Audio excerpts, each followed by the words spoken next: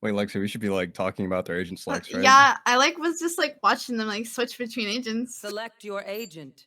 I see. Hello, Ethan Stream. Hello, and welcome to the first annual Heroes versus Villains. I can't. We got a pretty stacked lineup today on team. Wait, who's the leader of the other team? I know Liam's team, but is the other team? Chris. It's Chris. Yeah. Christian? Yeah. Team Christian versus Team Liam. All right, I don't know how these teams were imagined on paper, but I think we have a bit of a imbalance between the two teams. And I'm not talking in terms of weight. I'm talking purely, skill to skill. What are your thoughts, Lexi? Yeah, I think the auto balance just didn't work when we went to the custom lobby. I just don't know. Right, just messed up over. For context, I do think not auto balance. These were selected by each team leader. So yes, So Liam had first pick, and he did pick this team. Yes, he so did. hear me out.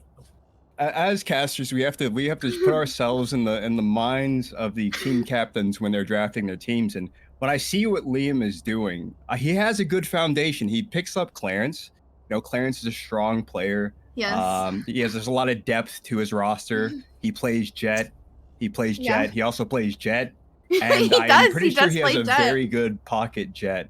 So when I see the Clarence pick, it really comes together why you would want such a flexible player in that role, right? And to tee off from that whole Clarence pick, we see Dan Chovies.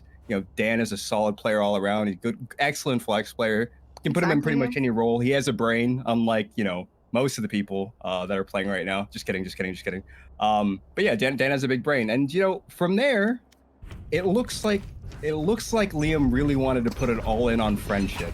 It's about the intangibles. It's not about the elo or how your headshot percentage or even making it past platinum. It's about the fact that a bunch of friends playing together are going to go a lot further than a bunch of randoms, and I think that's where Liam was going with this one. That is very true, and it looks like they are picking up quite a bit of a one enemy remaining. Knife here. Standing. It's down to the 1v1. Down to the 1v1. I've never seen Christian lose these. Look at the movement. Be Better's only got a sliver of HP left. He uses the katana taunt, and he goes down. Oh, Be Better says, be better. Better. Wait, is Liam's team the heroes or the villains? They're the heroes, right? They're the heroes. They're the heroes. Okay, gotcha. We see something that was completely unexpected. We see Clarence going a little out of his comfort zone, locking in the Jet. I don't think I saw this one coming. I'm really excited to see what he's cooking up. I feel like he had a lot of things to choose from. A very deep roster pool. He doesn't have like an agent pool. It's more like an agent ocean. You understand? Yeah, no, and especially as like a duelist man, like to see him like really branch out in that duelist role and like pick something, again like in the same role but like a different agent. That's crazy. I'm honestly impressed, and I wonder if it's because maybe the team wasn't as flexible as they'd like it to be, and so. Since Clarence is their best player, he bit the bullet and decided to do something he doesn't normally do. I wonder if that's going to be a weakness going into this. Usually you want to put your best player on what he's most comfortable on. And since he's so comfortable playing Jet, I really don't think they should have him on Jet, but we'll see how it goes. No, for sure. All right, two players I'm really going to be interested on the villains are Lord Kiss Me and Cactus. These guys cook up something nice. They're both very aggressive. When I watch them play, sometimes I'm not sure that either of them have brains, but they make it work, right? They Cactus do be on a very comfortable pick for him on Phoenix. His Phoenix is something nice. You can't teach that. I'll be honest. As a witness to his Phoenix, it's something special. So I'm interested to see how he utilizes it on defense here.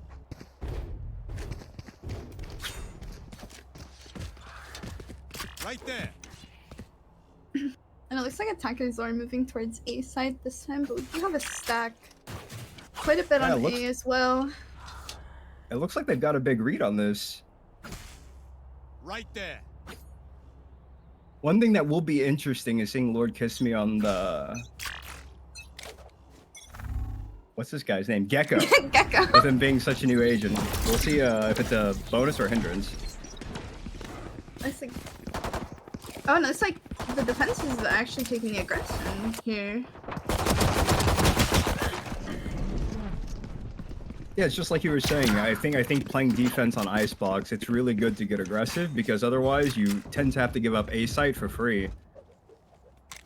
Looks like the attackers are rotating back to B.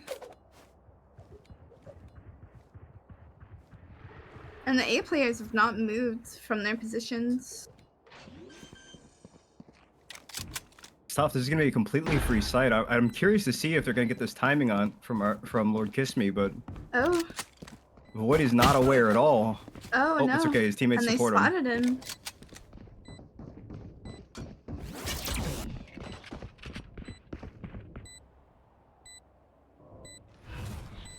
Cover going out.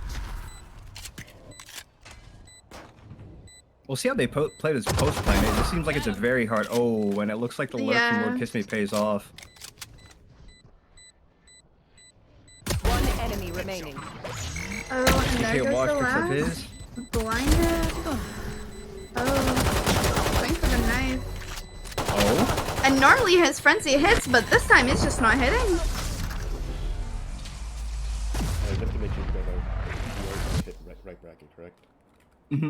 Yeah. I have to hit every time, right? No, you can just leave it. Oh. Bro's like, man, they're not even talking about the person the camera's on. Let me make sure that they hit the right button. And it looks like we have a tech. Yeah, is it a timeout or a tech? This is a timeout, and it looks like this is actually a very common occurrence when it comes to this. Always, no matter what round, even if a win or a loss, they always take that timeout. You know, recruit after a pistol round. It's odd that the attackers just won the round called the tactical pause.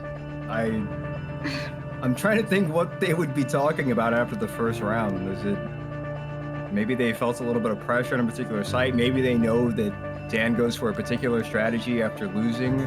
I am 1000% certain they're just sitting there like laughing like in their VC right now. Like there's no thought process in that. They're just sitting in their VC laughing. Like I don't know, we'll see, but you know. Surely they wouldn't be not the villains. No, I'm just gonna be the villains.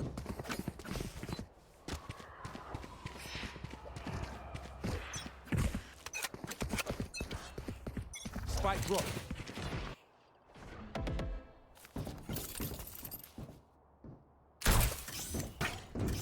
And they're sending everyone A on the attackers this time. They're still stacked. It seems like the defense have had a good read pretty much every single time. It's just we'll see if it plays out in their favor. This close one could be great. Oh, but the double flash through. The flash. Oh, and they're all down. That was the fastest site clear I've seen in a long time. Yeah, in a really long time. And we see their lone arena playing the 1v5 here with the classic and a dream. Oh, and he gets one. No heal, but the dismiss to, you know. At this point, I feel like anything to make it a little bit more expensive would be great. Void just really needs to look for damage here.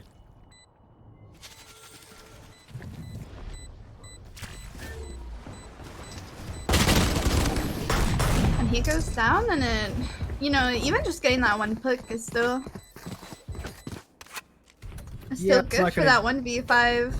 It's good for 1v5, absolutely. It's not going to do a ton of their economy. I think villains are still sitting very pretty. I don't think they're really that stressed about losing the Spectre. We might just see a sheriff come in for Cactus. We'll see here in a second. Possibly. Or maybe he just sits with Heavy Shield Classic. I mean, they're not afraid. They're just Lord Kiss Me buys up to a Phantom. Love that. He's feeling himself a little bit too much. I really feel like they can't let this guy heat up. He could become a serious problem. Yeah, absolutely. And yeah, gives them 2 rifles, like even on their force. And takes down that. Oh, and 2 through that mid push. And they take A site for free. The Jet, however. Oh, he's spotted. planted. Oh. He takes down one and does really good damage, but this Very does good lead down damage. to a 2v4.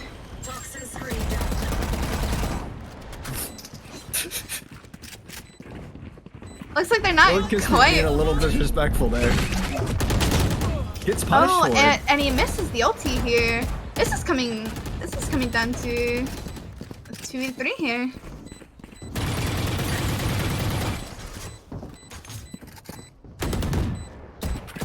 At this point, this late in the post plan, I'm thinking it's a save angle, so any Yeah, exit I they do get could think be so. great. Last player The Cactus standing. flashes out. Excellent flash. Enemy You know, remaining. But they gets lose that. too. Oh, and May picks up the last one and picks up the round. That was a very, very, very important round for defenders to lose there. That sets them for an eco and sets them for another round on the attacker's side, unless they somehow pull out a 50 here.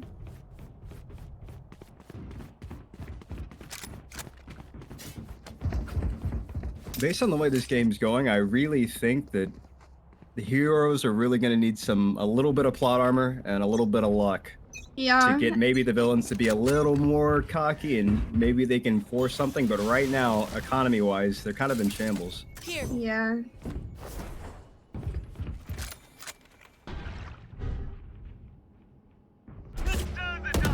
Oh, and an ultimate comes out on their save rounds. You're dead. And the ult as well to clear backside. Oh, and 2 die there from the Phoenix ulti. Like,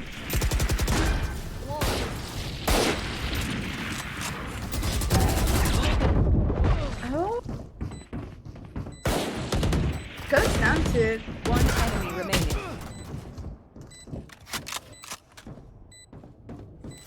it's 1 against 3 of the drone comes out here.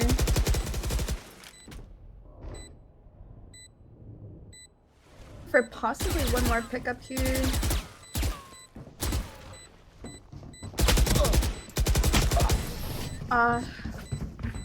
Very tough position to play from. Actually, shooting down that wall opened up another angle of attack for the team, so it seemed like he was going to get double swung the moment he broke that sage wall. I might have liked to see him save for that round. That is very true, and it looks like they are still able to flu by here. And they did actually, you know, get a Harbor and a Phoenix ulti out of that. Looks like none of the enemy team, like on attack, are gonna be able to like really have any ults here. This is hopefully more of an even fight this round around.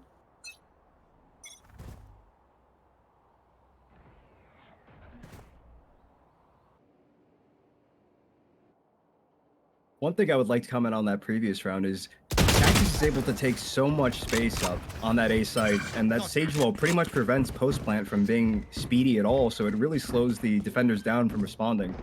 And we see such textbook site taking coming out of the villains. It's like they pick a site, they know their avenue to attack, they hit it, and that's all she wrote.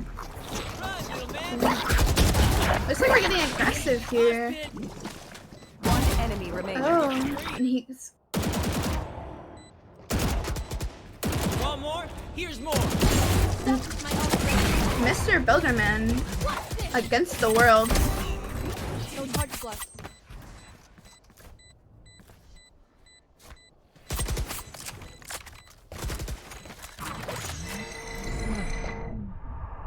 One enemy remaining. Well, he may not get the ace. I mean, another round to the attackers. The thing that's making this look kind of tough is it seems like Lord Kiss Me is kind of just doing whatever he wants. I feel like if they don't have an answer to this Gecko heating up on the villains, and it doesn't really matter what the defenders do. It seems like every time they want to do something, it just gets... There's a point at which no matter how many good strategies you cook up, if you get out-aimed, you just get out-aimed. And right now, it's looking like a bit of a skill differential. I think that unless they come online soon, I don't know that any strategy is going to help them get pressure back in this match. I agree. I like the aggression out of Mr. Builderman, but Lord Kiss Me, quick on the shot again. Maximum Grim with the sheriff shot, beautiful. That's textbook. But he goes out a very nice shot from May.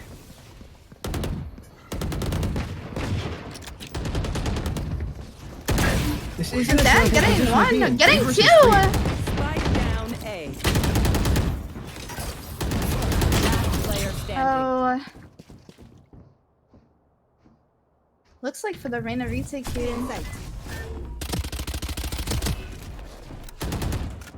This is actually winnable if Void can get an overkill here and force us into a 1v1 situation. Very true. This is winnable. Spike is not down yet. This would also be a huge round to win. Spike planted. And the timing comes One out, enemy and no.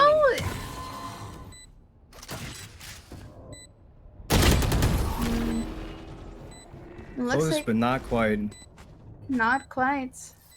Looks like attacker picks up the 6th round in a row.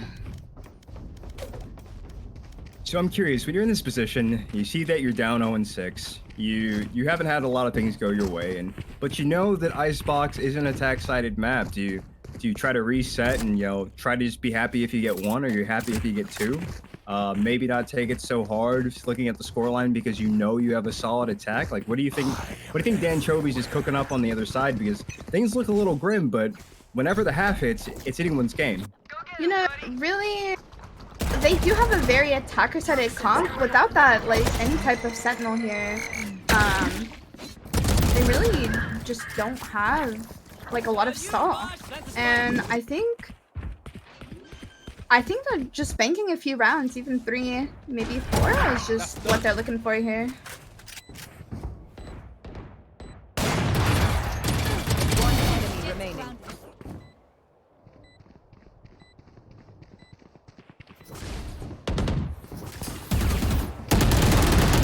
Oh, and it looks like they pick up the 7th round.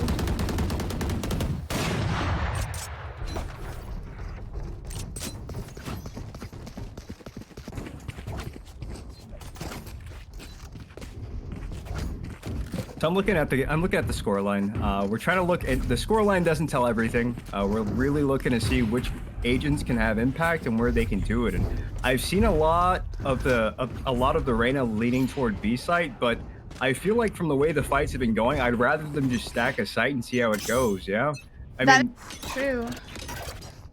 they've kind of just been doing whatever they want. So I feel like they should just gamble. If they gamble wrong, play retake. I agree, and it looks like they are just kind of defaulting here, with a lot of towards A. Looks like they're possibly waiting for an aggressive push here from the defenders, hopefully for them to get a little antsy and push up. But it looks like for the most part, everyone's standing their ground here, and we're getting closer and closer to a minute as they wake up. That's tough to see. That is. Attackers pick up 2 as they try to push site and learn some. And they're just not able to hold that. The knife comes out. Last player And the standing. flashes. Oh, and another kill via knife. The first 2 knives of the game, I believe. They are. And May picks up the last one, and it's the 0-8 rounds. One thing that's probably tough right now is that they might be getting into their own heads. It's, Dan Chovy's was in a very good spot. He picked a good angle to hold. It's just Cactus already looking, like pre-aiming the angle, knowing that someone might be Joe because of how long they defaulted. Very good game sense by him. Extremely good game sense. I wonder if they're going to be able to be more proactive with their plays and maybe catch the villains sleeping a little, because right now the villains are kind of doing whatever they want, and it's not looking great. And the odd from spawn here. Oh. Looks like they're already doing a little damage mid. But they do have 3 seconds. Last player standing. Oh, and they pick up 1, but it's just not enough. They are still mid though. Reyna's here on the fast flank. Oh yeah! Monster on the loose! Not quite able to pick up that pick, but looks like they are going for the ulti. And they are detained. Looks like that will be the 3rd knife of the game. And they pick up 1. Your duty is not over. Just kidding. They picked them back up. mean, their economy. They got the sage res out. You know. Yeah, really good bait from them. Maybe Surely. that'll change Surely the a course good of this bait game. from them. And it looks like the defenders are just having a rough time. Their economy's not on the same page. They're just. They left their economy behind. They left it in last year. It looks like they were suffering it early. And it looks like they're finally gonna be on the same page here, but really it's just an inevitable,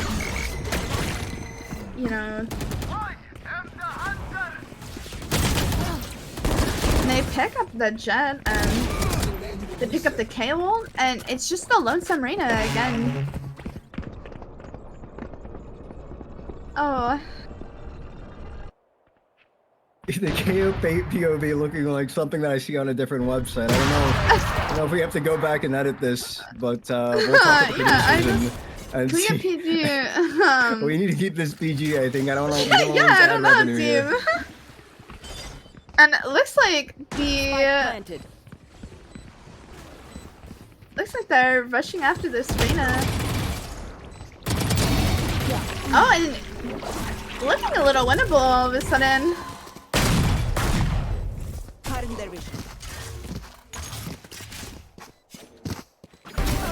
Oh, and the fourth knife. He might get assassinated here. Last player standing. Oh, and this is starting to look a little winnable here.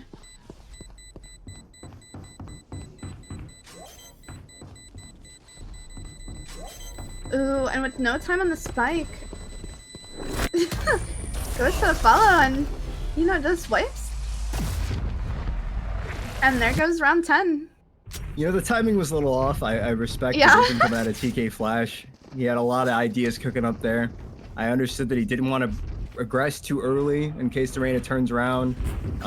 Does have a Vandal in hand. Did confirm the round though.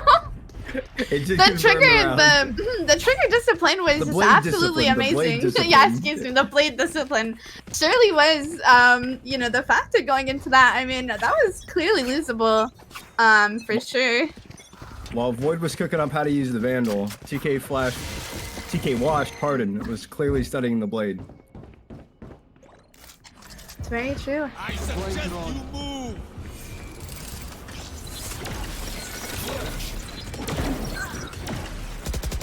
And it looks like they're rotating, and the Reyna catches them all within that.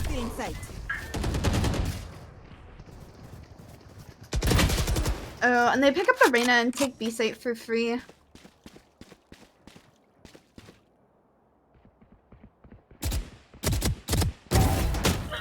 Oh, but B Better is taking off that last one and making it a 3v4 here.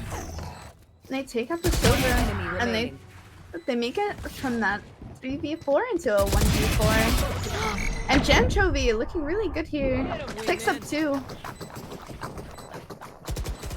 Looks like he's gonna be having to take that crossfire here. One enemy remaining. This is awfully winnable here. And it looks like a Danchovy just can't finish off the 4th person. It looks like round 11 is lost round the before the attackers. switch. So now that we come to this round, I would put up a prediction for the scoreline, but the way that it's looking, it may be a 12-0. So if you're in a 12-0 situation, assuming this round goes the way that we think that it might, what do you think that the villains are going to do for the 13th round? Do you think they just use knives on pistol, or do you think they cook up something a little more disrespectful? Right there. They might. I just think the knife is a really plausible here for that 13th. That 13th win. Looks like they're just defaulting spawn, really just not pushing up anything. And ooh, looks like they pick off one person A. And already sending the defenders down to that one person.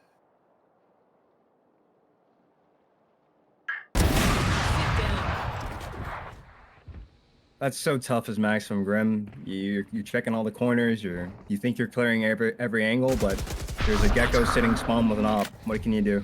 That is very true. I actually would have liked to see him on his breach comfort pick. even on Icebox.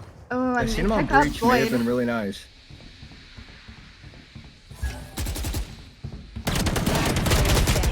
Oh, and looks like they pick off those last defenders in.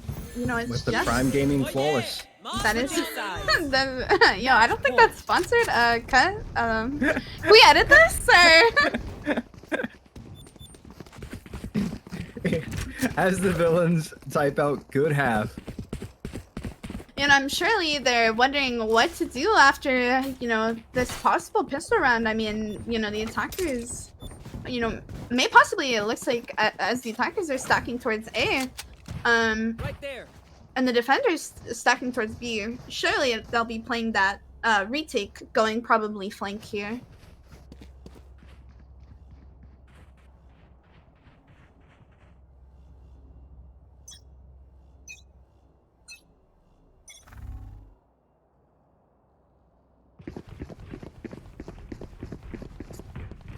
Looks like it's gonna be a free sight for the heroes. The It first does break look like they've that. caught the entire match, it feels like. That's very true. They will be taking the retake, but as we know, like their attack side Right is there. very Spike good. planted. So it looks like that spike plant was the go hunt, go kill. You know, it looks like Mr. Builderman not able to pick up that one, but do some damage on that Sage. Hopefully pulling out a heal for this retake.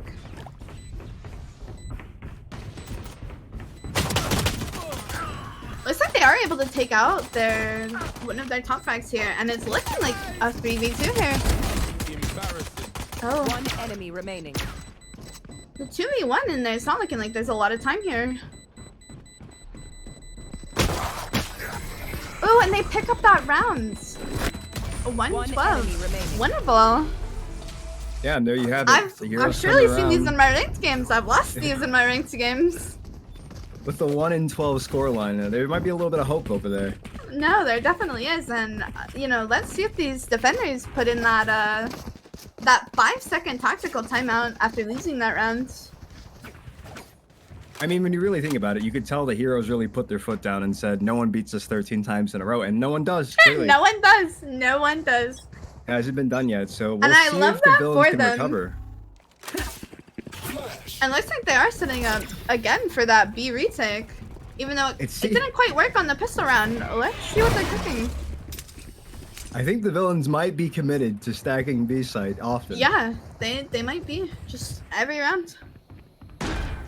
It makes me very nervous to see Mr. Builderman. He's also their rifle right now. Yeah, Kind of, in their spawn. kind of getting aggressive when I don't think he needs to be. Because Agreed. they have similar numbers. Oh, it looks like Void picks up one, making this a little bit more just harder. Oh, and they Mate does pick up that other their rifle, and it's a 3v3. Made the heal on herself, but hopefully the shock dart's coming out here and picking up the other, and picking up that Phoenix, and that closes out round 2 for attackers here.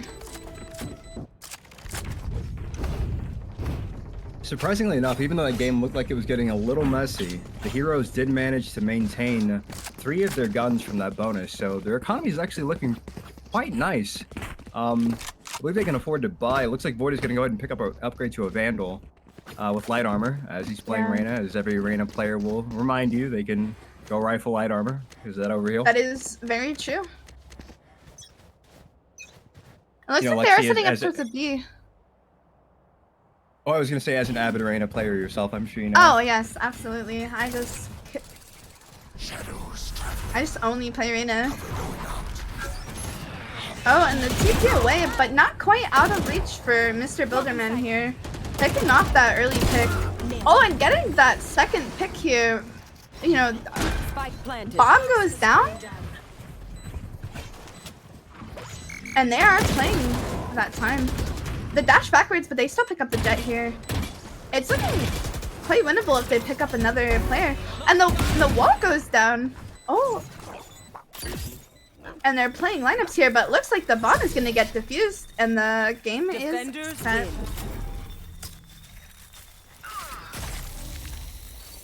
the first pick Icebox. I was not familiar with whose map pick that was. I am hoping the villain selected that.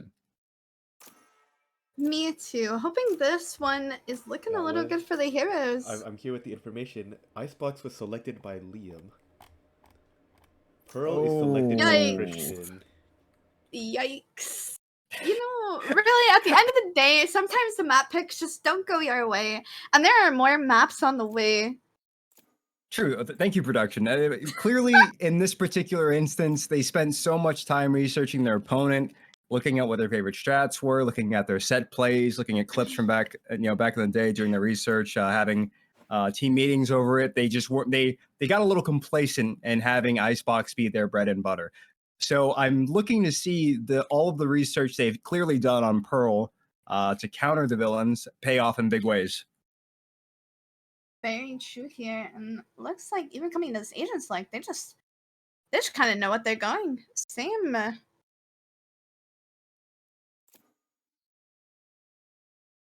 Stuff. And we do see a Maximum Grim on this cipher here. I really only see him on Initiator, so that'll be a very interesting pick here. Void again on Reyna. We do have Dan Select your agent. on KO here, and Mr. Builderman as always on his Jet.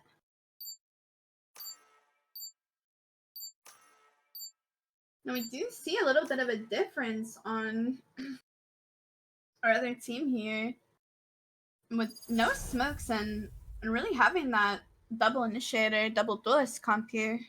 All right, kicking it off on map 2. Pearl is a much more close quarters map. It's very big, a little bit bigger than Icebox. We'll see how often the fights take place. But we're getting ready for this mid fight to come. Oh wait, this is the knife for the. This is indeed the knife round, and looking up here, we see one foul from each side.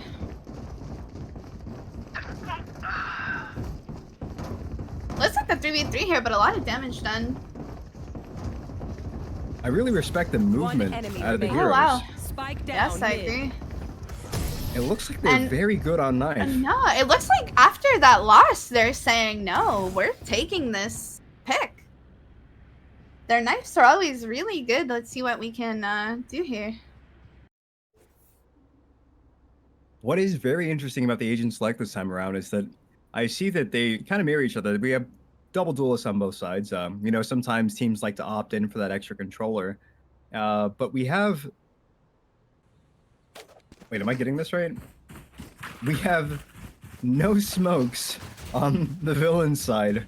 It looks like they're opting to go double initiator, is Gecko an initiator? And it looks like they also have another agent that I've never seen before. So we have Jet, Neon, Gecko, and Sky, and this 5th agent, I've never seen that agent before in my life. I am not really familiar with this kid, but I'll be excited to see what he does. Wait, Sky? Chamber. No, the good-looking guy. I wonder. Yeah, I've never seen him before. It's like he's not even in the game. That's crazy. You have the bracket, right? Oh, thank you. Yes, yes. It looks like the Dan Trophies is getting us started off hot. Immediately flashes the A site, but it looks like it's going to be completely empty. We see... Oh, go ahead. No, it looks like they're just going B, but, you know, the attackers are picking A. And Flank is being watched. It looks like Flank goes down, but I mean, those 2 picks are just so valuable here. I'm very curious to see how they play the post plant. Now, if they were down numbers, I could see getting a little aggressive, but it looks like they're going to hold their ground. Very Texan, stand their ground here. I really like it. When that right click comes out, but Dan Trophy gets that one, and it comes down to the... Oh, I mean, picks up that last one, and it's quite a 1v2 here. Looks like we're going for the aggro, but, you know, Mr. Builderman picks up that last kill, and, you know, really gives the attackers that win. It was very impressive to see that kill still get picked up despite being concussed by the Neon Q. That's very true. Now, I will give that round to, you know, Danchovy and, you know, Maximum Grim, one holding flank, and then, you know, Dan picking up those you know, 2 very important picks there. Just overall, just MVP players here. It looks like they're going to do another gamble, and they're going to gamble wrong again. I wonder how this is going to play out. Once again, we have that Cypher on the flank, and although they did pick wrong, sending only 4 players through. That's one thing that I would have liked to see the heroes utilize more in the last game. You know, when they were losing in pretty much every other metric, just stack a site and, you know, gamble that you can fight as 5, and if you can't, play retake. They changed the Max hit to steal again. Steal again. Taken out. A beautiful shot from Lord Kiss Me. No, absolutely. Seems to lose to a fragment grenade. That's tough. That is tough here, but the 2v3 coming on that retake again. Taking down the little bro and, you know, getting that one pick here. And 1v2 and 16 HP. Looks like attackers will take that, but that was a very expensive round for the attackers here, losing 3. I don't like your teeth, Cypher.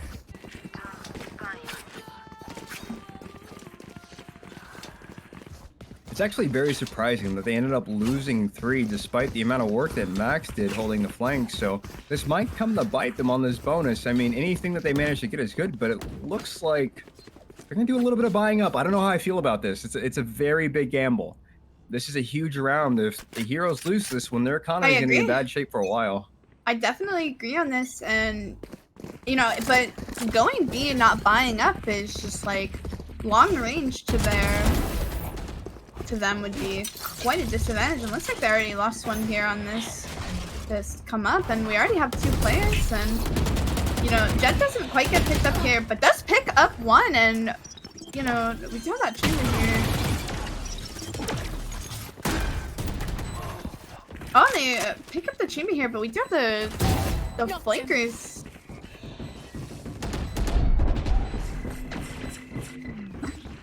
One enemy remaining. Dan picks it up, but looks like the flanks here are... And looks like defenders were able to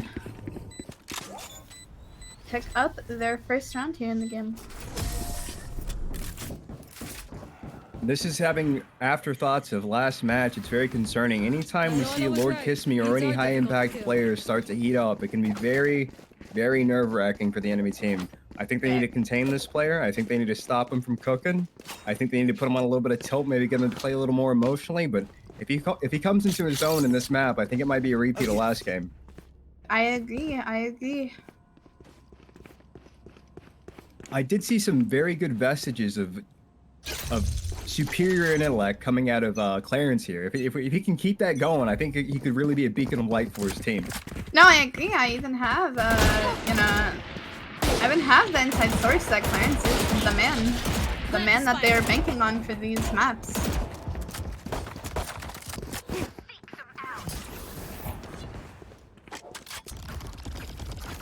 Found one. And still able to pick up 1, even while I'm picking up the 3v3 here. And be better just says be better. Teleport's ready. Looks like he's picked up. And then picks up that one. And looks like the defenders are...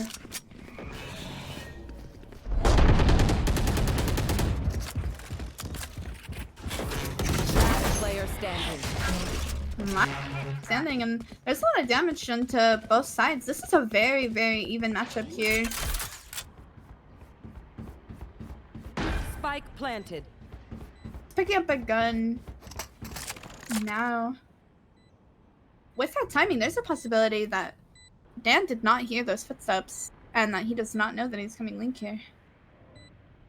I really do wish that maybe the villains communicated to Hase a little bit. Based on how low Dan Chovy's HP is, he might just die to a right click, but 1 bullet from the Vandal will also do. He made a step here, so, you know, Dan Chovy does have that information, and Haas does not. When he sees this, and, you know, the time's crunching down. And Dan able to pick up the 3rd round for the attackers here. That is really great to see after the last game. Oh, but that is a heartbreaker. That is a heartbreaker here. But looks like the attackers are still good for the buy here. And Clarence most likely pulling out his knives here. You know, in the defenders here, looks like they're just looking to buy up certain things, and looks like they're probably going to use quite a bit of ults this round.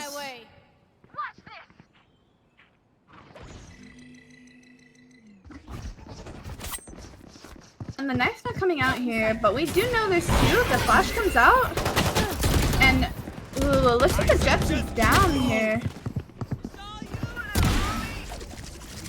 Lord Kiss Me having an incredible amount of impact on this. Yeah, no, absolutely. Pulling out those three, and again, Cactus ulting here and picking up that one and picking up that rifle.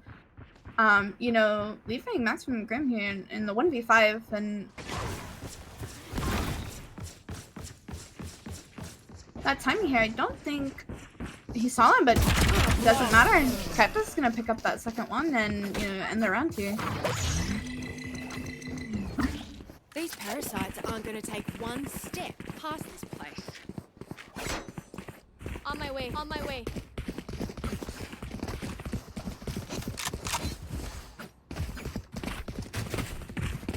Attackers are figuring out what they want to do for their eco. Looks like we do have a... Never mind. We do not have a hero rifle. Their eco is a little shoddy, but we have seen them, you know, pull out those, you know, eco weapons and kind of dominate them. But looks like their defenders are going to pick up that first pick here. And that Marshall ever so dangerous here. Yeah, gets its tag on Hase. I'd like to see him. Oh, he's gonna heal the full here though. Oh wow, and, you know. And Flaw's coming out, especially after the save here.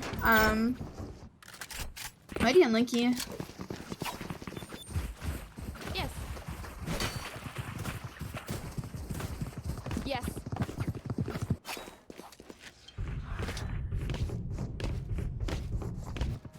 I would like to see the attackers continue to build the momentum they kind of have. It feels like when they're entering the site, they're playing a little shy. I feel like they're maybe a little rattled from the previous game. They have a hard time committing. When they popped out that hard roll last round, it seemed like Lord Kiss Me was giving a really hard time, but I feel like they need to commit to the site. Still being aggressive here on A, but no, looks like he is pulling out more, and it looks like Void's able to pick that up, but you know, looks like it goes down to a 2v2 here, and you know, they have information, and it looks like they are gonna head B off of the, you know, the Cypher ulti here. We do see very much so the rotation. Well, it is pro, so the rotation here can be pretty fast. With Reyna having the spike especially, but you're able to just maybe get a little bit more information. Oh, and he is able to pick up Spike planted. one more and make this. And picks up that third, and, you know, attackers, they end up picking up this round. Lexi, I think I might have to say it. I think we have a game on our hands. We might have a game on our hands. It looks like the attackers are heating up here. And they're stopping that lead in its tracks. They said 1 round, fine. 2 rounds, sure. 3 rounds, not so much. I really think that this is a momentum-based team. I think if they start building their confidence, they'll begin to have more impact. I think when impact players like Cactus and Lord Kiss Me, and we even see TK Flash coming up and putting up big numbers, when those guys get cooking, it can be kind of disconcerting being on the other side of that. But as long as they're able to suppress some of those star players, I think they might have a chance. Unless they're not able to clear the shot, but it looks like they are now. But the Jet still picks up the one after the dash. Unknowing, and you know, Lord Kiss Me picks up that third player, and One enemy remaining. it looks like we do have the flank on hold here. And looks like he's gonna pick up the 4th kill and end the round for the defenders. One thing that I would like to see out of the heroes is they need to put the villains in more positions where they're not able to fight them. It seems like when they're put in positions where one guy's aiming at another guy, it doesn't really go their way, right? So I think if they're able to use utility to kind of flush people out of these corners, you know, maybe throwing up abilities out there to where they don't really have to aim their guns and can kind of just force them into bad positions, I think they'll have a lot more success. I agree.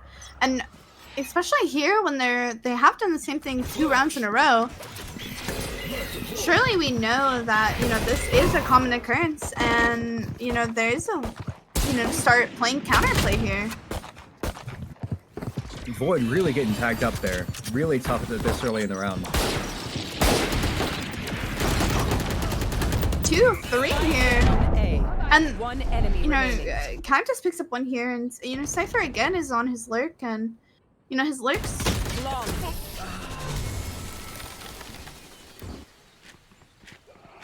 And his lurks, you know, his flank watching have been really good here, but, you know, not playing the counterplay here is just really so unfortunate because they just keep walking into these power plays over and over again without the counterplay.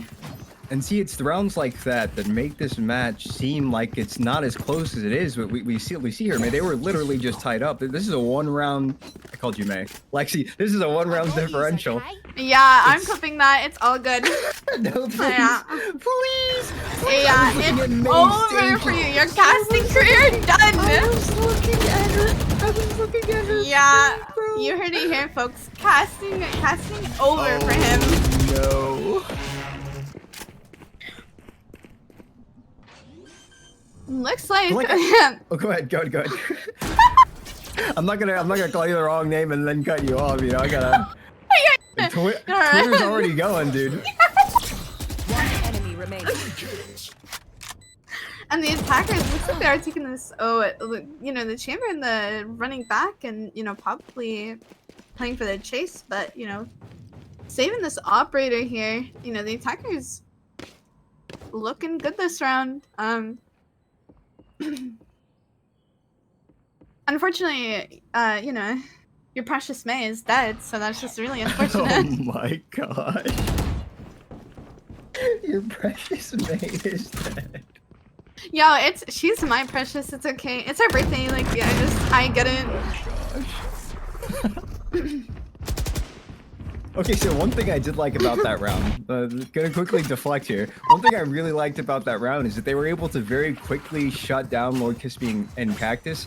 I think if they're able to remove those players or prevent them from playing the way that they want to play, I think they'll find a lot more success. And it sounds like I'm saying just kill them, Forehead, but I think if they can just isolate the players from the site that they hit, because they know that Lord Kispy has done the exact same bird play like 7 times now. You know, maybe hit B site, just avoid the guy altogether. Yeah, if they can get the spike down and play post plan, I think they'll have a much better go at it. I definitely agree, and with the power players here, you know, coming up, and the flash is coming out, but you know, they're picking up this early play, and you know, Chamber still is the operator here, and we do have 3 players on the flank here. They really do need to pick up site faster. And now here's the thing: I don't see any trips down, but flank is known now, and that pickup on. I suggest you move. And that one coming out for the attackers here. And that off is just a menace. One enemy remaining. Picking up. But Max and could do it. He could do it. he gets it. He gets the clutch here. Maximum Grim. This is why they pay him the big bucks. This is why. Like I was saying at the very beginning of these maps, you know, Maximum Grim is really the clutch guy. They're the one they put in the tough positions. This is why they pay him the big bucks. I agree.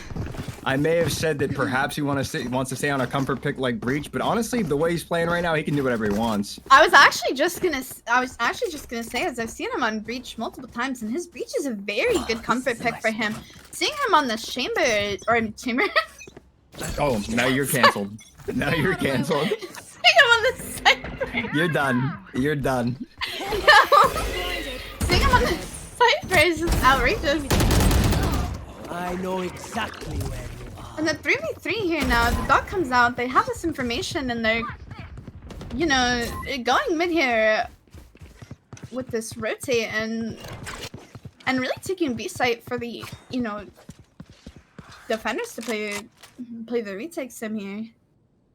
Maximum him indeed. So one thing that I would like to see, well, one thing I've really liked from the attackers here is that their trades have improved, right? If they have a player like, you know, Cactus, Lord Kiss Me gets a kill, they say, okay, nope, you're not getting two. They trade, and that's great because defenders are basically worth two people when they're holding the site, right? Attackers can go for one, not a big one for one, not as much of a big deal. Enemy remaining. And I pick up those last ones and Player standing. that 1v1 him in the again, clutch. can he do it for the most time? It looks like he's just gonna stick the bomb. Clutch. And that takes Now there's some service. Switching sides. a 6v6 half. A very close game, a much closer game than I was expecting. After that complete and utter blowout on their map, it looks like, yeah, they must have been researching the villains so much that they just, you know, forgot to polish their bread and butter. So if they're able to close this out, if they're able to have a solid defense, I think we might see a map 3, Lexi. We might see it. We might see it here, especially with the no smokes on attack. I mean, the defense here was rough, but hopefully the attackers just have the ability to take site fast enough where smokes are not needed here. And plus, it looks like this new agent that I haven't seen before, it looks like his TP radius is very small, and even though it should be bigger, and his trips don't seem like they go very far. So I think he might have a really hard time even lurking or contributing to the team, since it seems like Riot may have forgot to add some strength to his kit. Chamber was his name, I think. Yes, You know, yes. We'll see if Riot's balancing ends up becoming a factor. Agent. I don't know what you're talking about. I've never seen that agent before in my life. The long I've never seen him forgotten picked. one. Yeah, I've never seen him picked. You know, I did you know, I have seen him quite a bit recently coming out of, you know, the VCT's you know, pick, so surely he's good, right? Haha. Looks like they're entering site and, you know, move that one part of his strip, and little buddy's going for the plant here. And looks like they're just protecting him. They don't even need to play for that, and the attackers are one up, and, you know, they have the late, you know, art lurk here. But looks like Voida is just saying no. And, you know, we do have the one back site and the one, you know, hopefully they'll take that independent fight, and, you know, Cactus goes down, and One enemy remaining. looks like we get the spam through, and it looks like a May picks up. You know, as a May fan personally, just like that's why I'm a fan. Couldn't have said it better myself. I couldn't have said it better myself. What a beautiful way to play post plant, you know, knowing that the little buddy would be able to go in, because if we're being completely honest, if anyone's keeping tabs, there's no way that anyone on the defender side would be able to, in good faith, shoot the little buddy, right? So it's pretty much a guaranteed spike plant. It it really is, and that's mighty unfortunate because it's just so damn cute.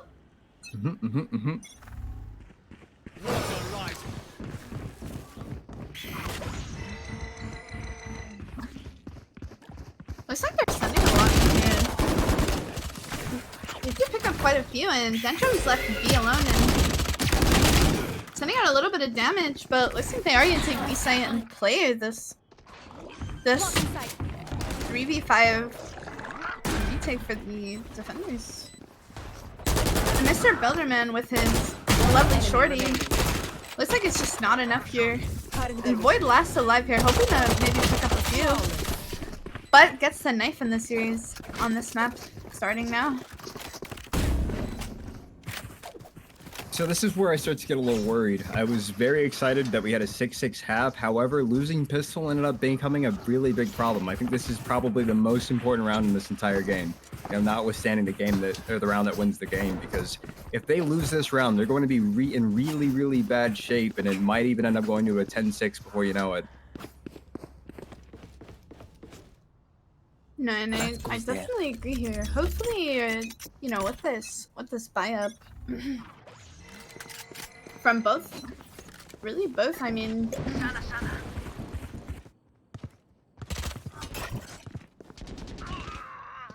you know, those those bulldogs are really just being menaces here. Monster on the loose. Builderman picking up one, and you know, Cypher trying to hold the site down, but Spike planted. you know, bomb goes down, and Dan picks up one, and it's that 2v2 again.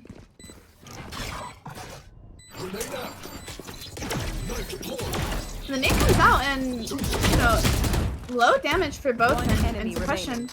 We do know where he is, and let's see the top come on, and we're getting the fuse already through, and you know, the swing happens, and Dan Chovy picks up the last one, and the defenders get that round.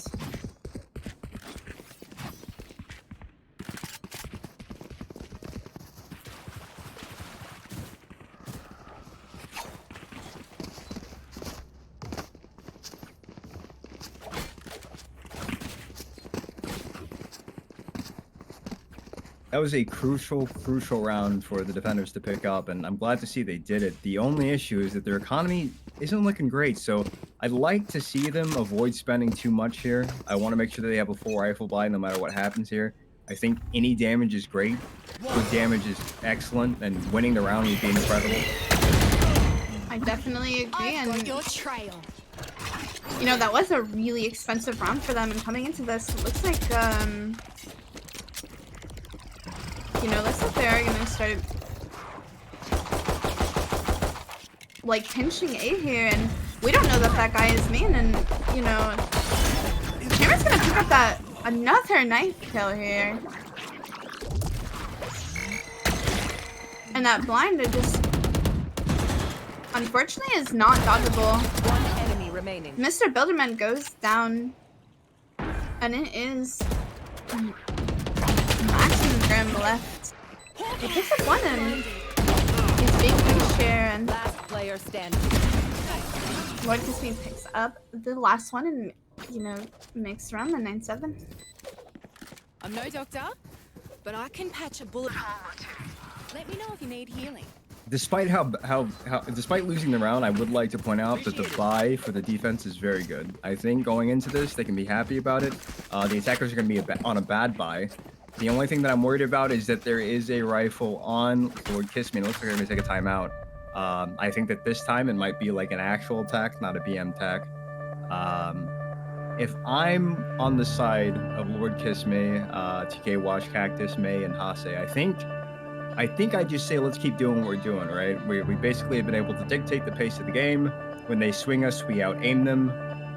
We don't have to get too fancy with it. We can just do our normal thing, check our corners, push the site, secure the site, play a safe post plant, and the rounds are pretty much ours. Because I think the only way that Team Liam, the heroes, pull back into this is if they muster up like the power of friendship. I really think they need to come together and look at their bonds that transcend time and really cook up something very nice, because right now it looks like a lot of these rounds are shaky, even the ones that they're winning. So I don't want to cast too much doubt, but even seeing the attackers on such a bad buy, it's possible that this game still goes completely out of control. I really think that this is an important round, because I think if they lose it, it might spiral out of control.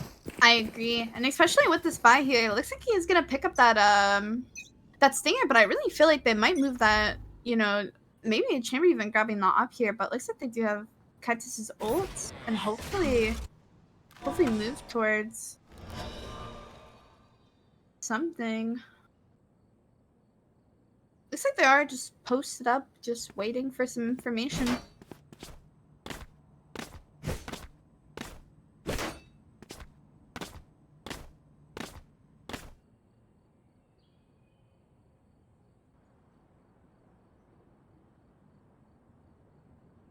This round's starting off very quiet. I'm very impressed with the discipline coming in from both sides. It looks like they're waiting for one side to get antsy, maybe overextend, make a bit of a mistake. I think that in an instance like this, the attackers are really postured in a way that could be catastrophic, because we see that we have 3 leaning toward B. There's a fast rotate through Link, but if they're able to maneuver through maximum Hymns trips, it could spell doom for the defender side. So hopefully Void can lock down Art, because I feel like if he drops, the puzzle pieces might start collapsing. 30 I agree, seconds and left. you know, as we're working into this 30 seconds, we get that information, and they're gonna go faster. They're gonna take that, and you know, Maximum Grim backside, but you know, the trip comes out, and you know, he's blind, and you know, they just storm A site. They take out Mr. Bilderman here too, and be better, and it's Dan left to fight for his life here.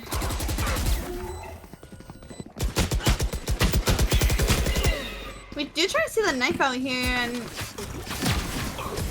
you know, the knife does come out. And that ends the round here.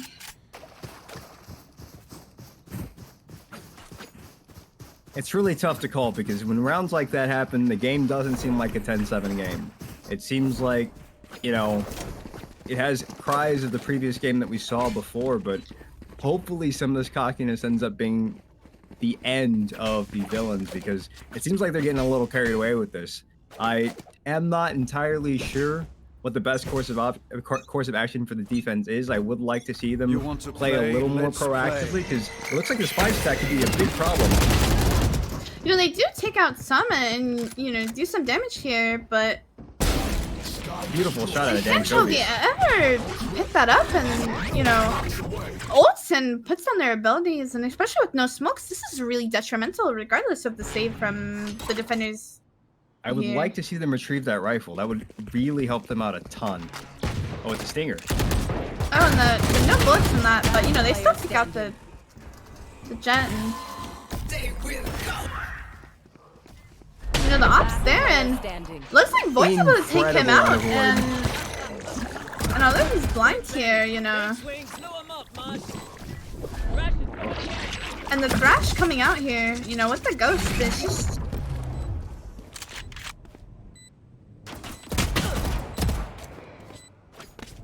There's my buddy.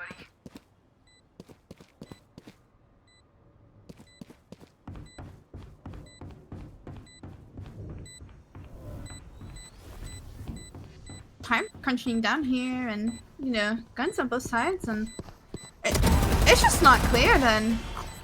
And May just, you know, picks up the round over and over. Just Mayfen. Hey, little man, pump us up. Let's hear it. That's a heartbreaker. It was really, really nice to see Void take down TK Flash with a Ghost against a Chamber Op. I think maybe that gun should shoot a little bit faster. I don't know if that was all... I don't know if that was entirely on TK Flash. I think maybe if the shooting speed was a little bit faster, if the equip time was a little faster, that may have spelled a little bit differently, but that's neither here nor there. As we go into the next round, it looks like the defenders have a pretty solid buy. But once again, I think that they really need to make something come together here, because if they let this round go, this might be all she wrote.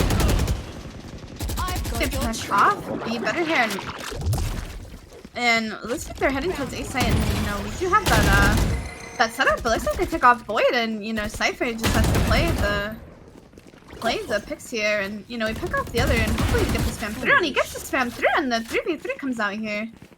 And it looks like they did not care about A site. They said, we're not playing A site anymore, we're going B.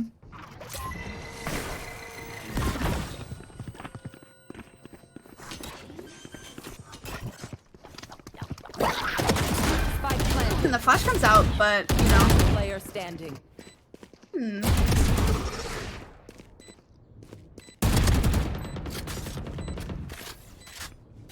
Cage triggered.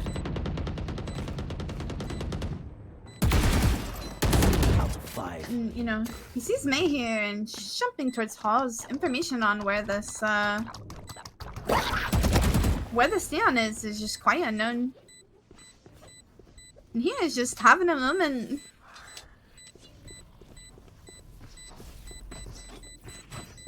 Cactus probably coming up on war crimes after that. Honestly. Almost out. But they still pick up Maximum Grim, and you know, we're hitting that match point here. Match point. If you are a Heroes fan, things are looking very, very grim. And I'm not talking Maximum Grim. I'm talking, this might be the end of their run here. Lord Kiss Me, pushing in on 30. We're wondering if he drops 30 just because he can, but I feel like the story of this game has just been an inability to contain some of the playmaking coming out of the villains. Maximum Grim really stepped up, almost went toe-to-toe for Lord Kiss Me, and that's nothing to shake a finger at, but when it really comes down to it and securing these rounds, the impact plays, it's just like the attackers move as 5, they shoot as 5. I really feel like the defenders need a little bit more cohesion, because right now it looks like the villains are having the power of friendship arc. Oh, and, you know, May's able to pick that one up. And make this round just a little harder.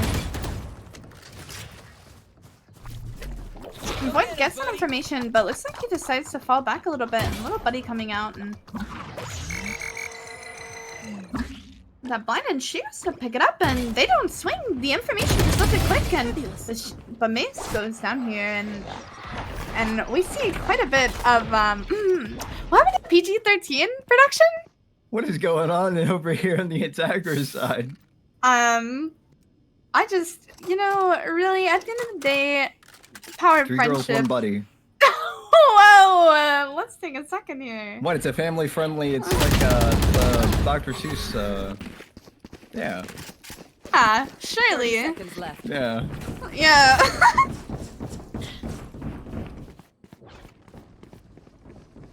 Here. It's down 20 seconds, and you know, no one knows that Mr. Builderman is here, and he takes down 1, and you know, still very winnable for the defenders here.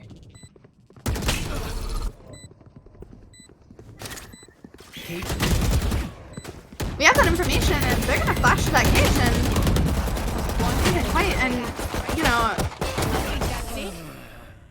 attackers take that round, and you know, that's just game. Good stuff. Heroes really like sequels, so they're really cooking up the next one. This was just a prequel, you know. In every good story, the heroes can't, you know, sweep everyone off their feet. They can't win the first time. You need a little bit of character development. So I think Team Liam is really going to take this time to reflect, consider, you know, what they can work on, how they can improve, maybe buy new mice, new setups entirely, new mouse pad, something. They're going to change something up. And when they come back, they'll be better than ever. I agree. I know that it looked very one-sided, but there are vestiges of something great here, something special. And it's all about the intangibles. You really can't put a price on it. So the villains have the story today, but in the future, you can expect a second, a third movie, the trilogy of Liam. It'll hit the shelves in 2024. Be ready to reserve your copy today. Khalil, message for production. Would you like to interview the leader of Team Villains? Absolutely, absolutely. All right, let's bring him in. Welcome in, Cactus of Team Villains. Hello? Hi, Cactus. Hi. The excellent game. We saw you put up a lot of numbers, yes. A lot of confidence, it seemed like. So going into this match, it's a pretty big game for you guys. But tell me, were there any nerves coming up into it? Like, were you worried about any star players? Were you concerned for how your team might match up? Were there any individual matchups you were concerned about? Well, Khalil, normally teams have star players. Like, if you go and watch Space Jam, the Looney Tunes, they had MJ. Everyone on their team this game looking like Daffy Duck. Oh. But Daffy has a pivotal role in like other games, like you know, maybe I can't name any. Name one player to me on their team that had impact, Khalil.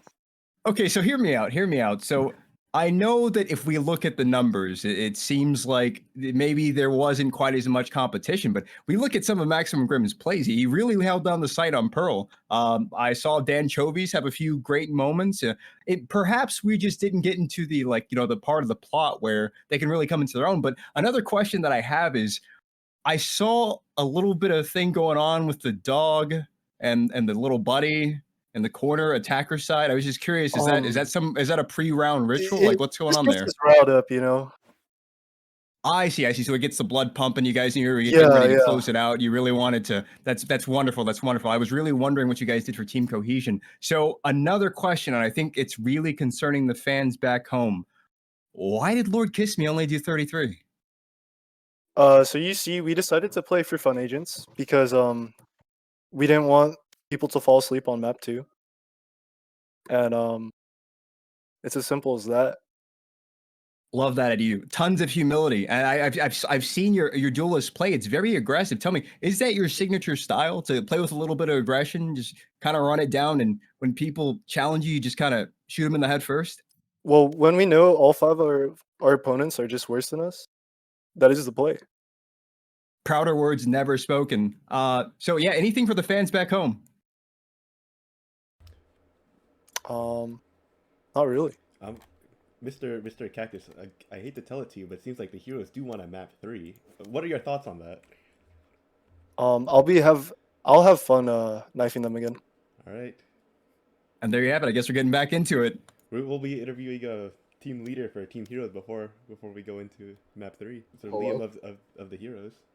What's up? So Liam, this Yeah. is one of your first appearances.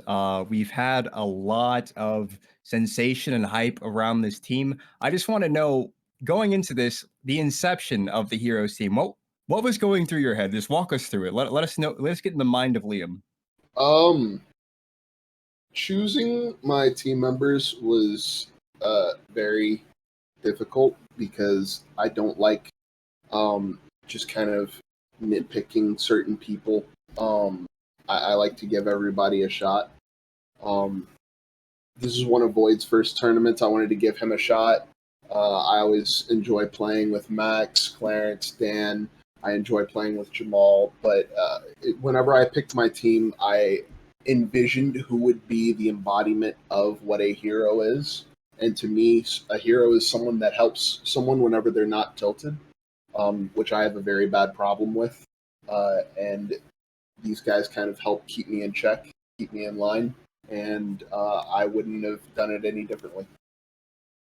Spoken like a true hero. We really love the energy and the seriousness with which you guys took on the role, a civic duty, really. So knowing that in some areas you guys were a little outmatched, is going into map 3, do you have a game plan? Are you looking at individual matchups? Would you like to isolate any particular players, or are you kind of just gonna roll the die and see what happens?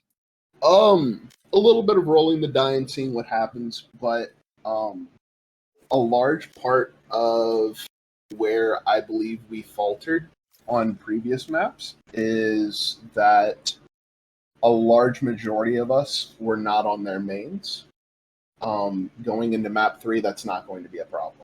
I feel like map 3 is going to be a lot closer.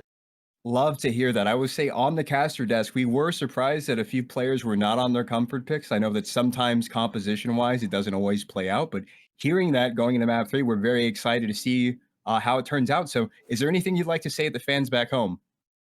I can't aim. But thanks for shooting by me. That's so wise. Thank you. Thank you, that Mr. is Lee. so wise. So that wise. was very impactful, and I'm sure it touches the hearts of everyone back home. And absolutely. All I'm saying is the performance that you guys are putting on, the heart that you're showing, despite the skydogging and the little buddying and the crouching and all of that, it's truly admirable, and we love to see the amount of passion you guys are putting into this. So just let you know that us at the caster desk, we are really rooting for you guys going into map 3. So thank you, Liam, for your interview. Thank you. Why are you so good at this? Stop it. Like, fuck. Like, bro. I couldn't have done it without you, Lexi. Thank you. Thank you for having my back. Seriously. No, I'm over it, bro.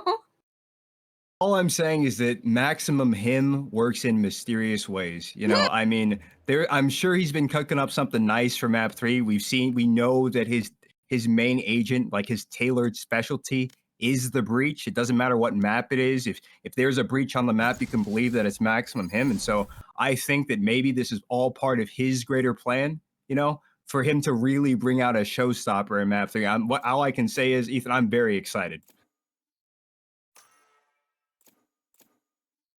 Looks like we do see those picks come in with 30 seconds left, and it does look like, here we do have the very good comfort picks. I do like the beach here, and Dan on Cypher is just always so big. be better here on the Phoenix, but something that's just really concerning to me is Mr. Builderman on the arena. I've firsthand seen quite a bit of the arena, and it's not particularly bad, but you know, it's my comfort pick. I will say that it is one of his rarer picks. I think I'm more excited for Maximum Grim to be put on his main for once. I am excited too, for sure. I am excited. And it seems like we have Hossie 15 back on Jet.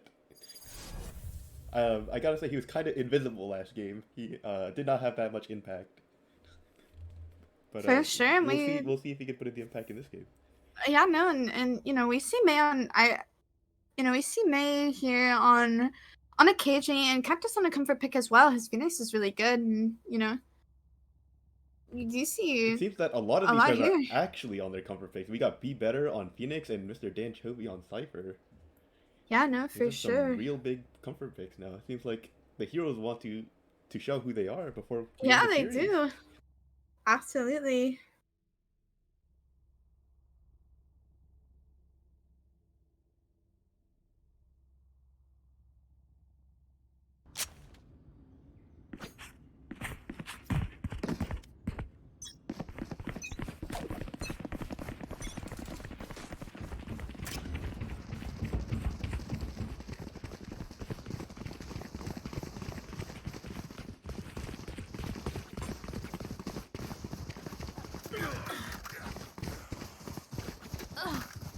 Last player standing.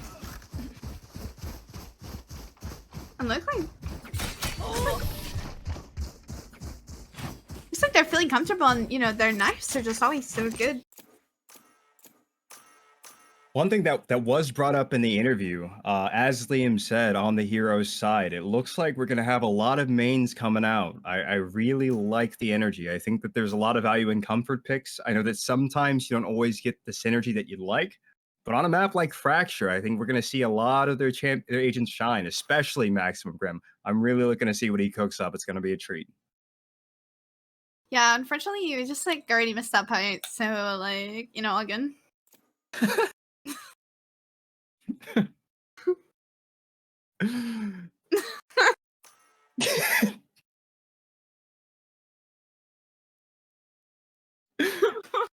Sorry. You're just giggling, dude.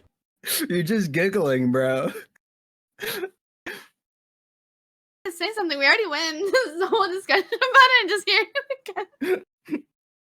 Okay, one thing that I am also excited about is what Cactus does on the Phoenix. This man is a menace. I've seen it. I've held down a site with him on Icebox, and he's something special. Yeah, you can't teach that.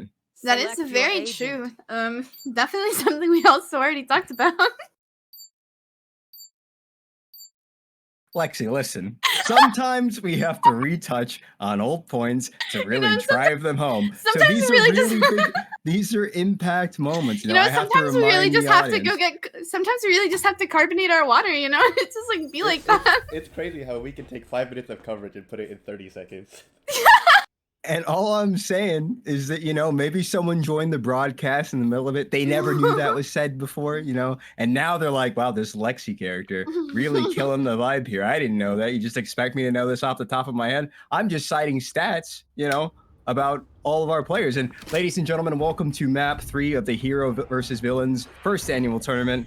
We have the defenders currently down 0-2, but if you notice, they said double or nothing. So if they're able to bring this back, it may as well be a 3-0. You have to understand, I played a 1 ranked game last act, dude. So okay, yeah, that's my bad. May as well be new to me. Yeah, I know, you're right. I play 5 ranked games in act tops. Yikes. And Lord Kiss Me opening up the site. Yikes about the killer. Yikes about me playing 5 ranked games. You know, it'd be like that. Okay, all right. All I'm saying is 5 ranked games in act, and I'm this good. Man, this guy's incredible. Wow, that's crazy. Must be the genes, man. That's crazy. Oh, yeah.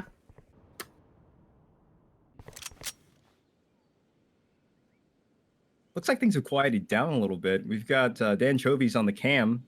We've got Netflix on the other monitor. I don't know, waiting to see if anything goes down. It looks like he's a bit aware. But aren't they aware of this Viper alert that's coming through? Dash on tier, and he has the shorty. Oh. And he's not able to quite pick up that pick.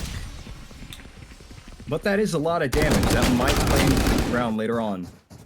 Oh, and the rope, Lord Kiss Me, playing with fire right now. Clarence with following, and so is Max. This is psychotic.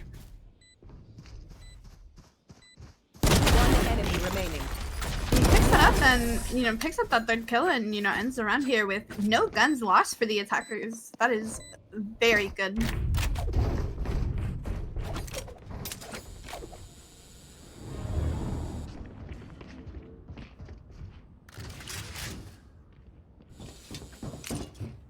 Now, let's bear in mind, we're still very early in the game. There's a lot of game left. There's some early developments. It's too early to really call if anyone is, really starting to heat up or not, but I would pay very careful attention to Troy.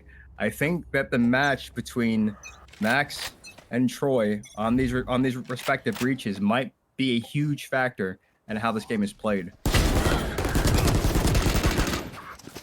They are able to, pick up 2 there, and, that's very expensive. Those are rifles here, and they're able to upgrade, and they already have those bulldogs, in their hands. That's very, very, very detrimental.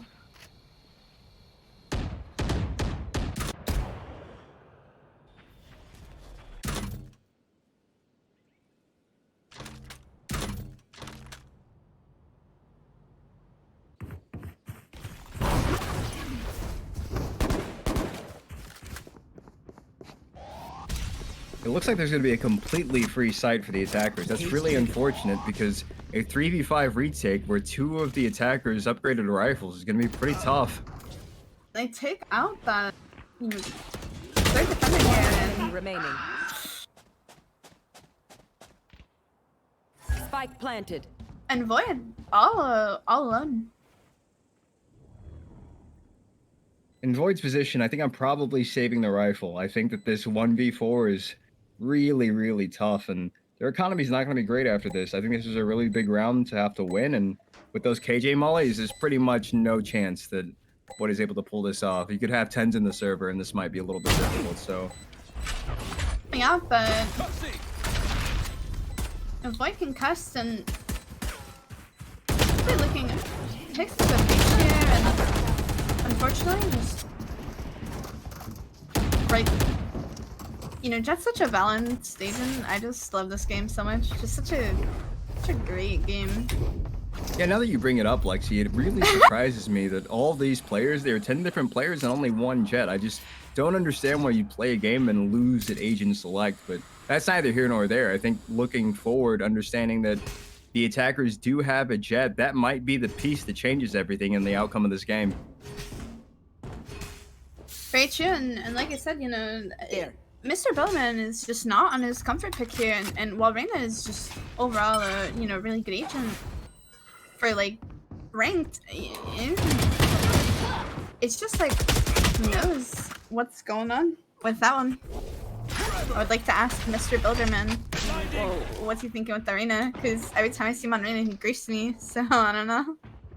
This sounded really personal. Is there a personal experience that happened that you'd like to share with the show?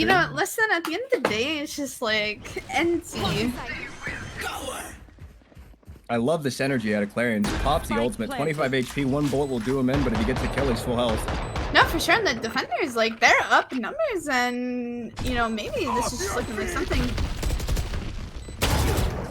Mr. Bilderman just not able to connect for that kill, and, 3v3 coming out here. Beautiful shot out of Dan Toby. Hase is very low. Last player standing. And Void left again this round for that, and wasting the blind here. He's gonna put him down credits, and unfortunately he's just not able to connect for that kill. And 0-4 on the board. It's looking like Troy is a serious terror right now. We see Max, the glimmers of hope over on Max on the defender side, but it looks like these breach stuns have really been taking over the game. He's not only had good stuns, but he's there for the trades, and he picks really intelligent positions to hold from in the post plane, and I think it's becoming a pretty big problem for the attackers. For the defenders, pardon. I'm not sure what their adjustment here is. I think that perhaps they give the Cypher a little more room to work with, maybe stack a little more toward A, and it looks like that's just what they're doing. Line up that? What a nerd. I mean, such excellent, like, utilities. And these attackers, they're just getting these picks and, you know, getting these rounds, and there's just, you know, with their economy, it's just not looking good for the defending. But Mr. Builderman able to pick up one, and, you know, looks like they're gonna use the KJ ulti here. This is a round to send them into the scoreline here, and one enemy remaining. Spike down A. he's able to pull out of that, and, you know, looks like he's moving towards Last player standing. that. Looks like, you know, Lord Kispy's able to just take B side for free, and we know where the ring is. This here is going to be a clash of the Titans. We have the two highest elo players on the server going at it in a 1v1. The tough part is that Viper ult is online, going to get popped, and Clarence just doesn't have a lot to work with. He's got barely over 100 HP. He's got 100 armor and HP together, and no utility. So this is a hard thing to win, especially against a Lord Kiss Me who's kind of known for clutching these things. Lord Kiss Me with the discipline.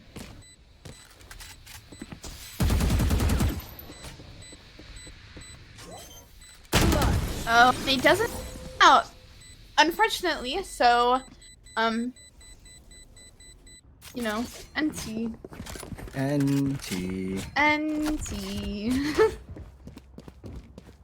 Honestly, that's a tough clutch for anyone. I think with the resources at hand, I clutch the those, lack it's of okay. flashes, true I luck. clutch But those. we're comparing you to just like your average Valorant player. Like we have. No, yeah, surely. I just don't feel like it's a fair comparison. So No, I guess absolutely. I am but a perfect player, so it's just like really unfortunate that I wasn't the one just like in that situation. Exactly. If they could afford you, and they would have signed you. I'm 100%. That's what I'm saying. sure, That's what I'm saying. Yeah, but that's why you're on the casting desk, because you know they couldn't afford your buyout. Well, I won't repeat that in this. This is recorded, so I won't repeat that. Spike down B. There. But looks like Denjovi has that information, but he's not gonna use the judge here, and you know he misses the timing there, and he's able to get one, but you know he's stranded with the Phoenix Molly, and you know team flashes. We'd love to see it, and the pickup in the 2v1 here. This is a very nerve-wracking moment for the defender side because Lord Kiss Me definitely wins these. One thing I did comment on. Oh, go ahead. No, I just said absolutely. But it looks like he comes on the wrong end of Mr. Builderman's gun. One thing that I will say that I thought would be a factor that hasn't been is that Lord Kiss Me sometimes really gets super aggressive depending on the agents he's playing. He's willing to run in, take up space even though he's not a duelist, and generally be a pain in the ass to everyone involved. But he's very controlled on this Viper. You see very subdued play from him. It's very calculating. He trades out his teammates. He isn't over-aggressing. He doesn't feel like he has to be the star player here.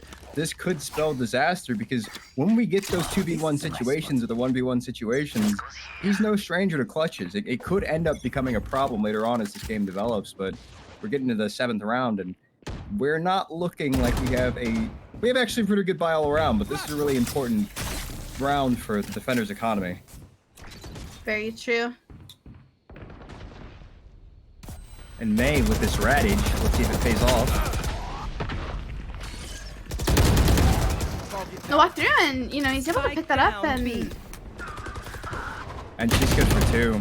If you're playing ranked, that happens to you. You're yelling at your teammate for not clearing that. That's a heartbreaker and a tilter.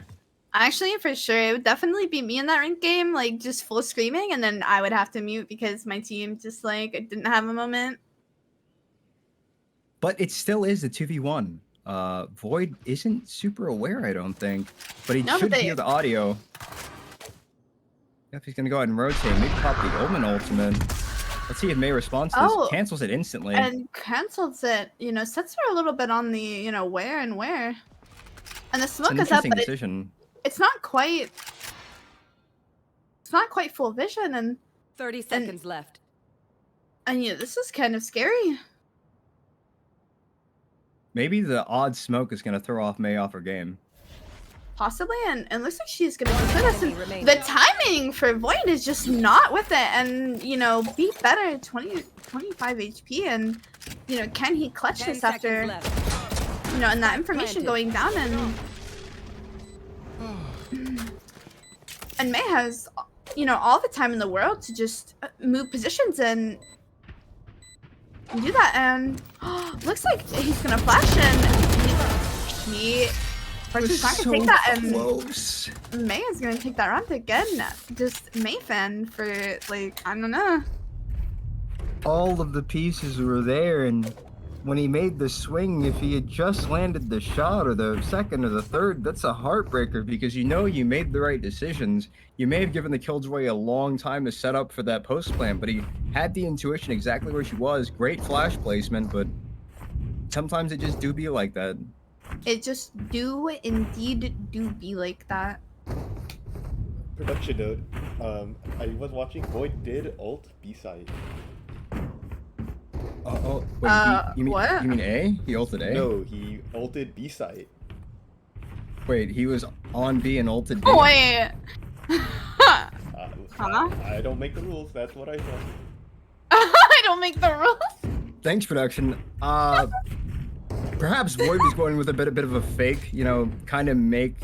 I think perhaps, maybe, just maybe, I'm not in Void's head, but maybe the idea was to make the Omen audio cue go off and make May think that he teleported to A even though he was going to hold B at the time.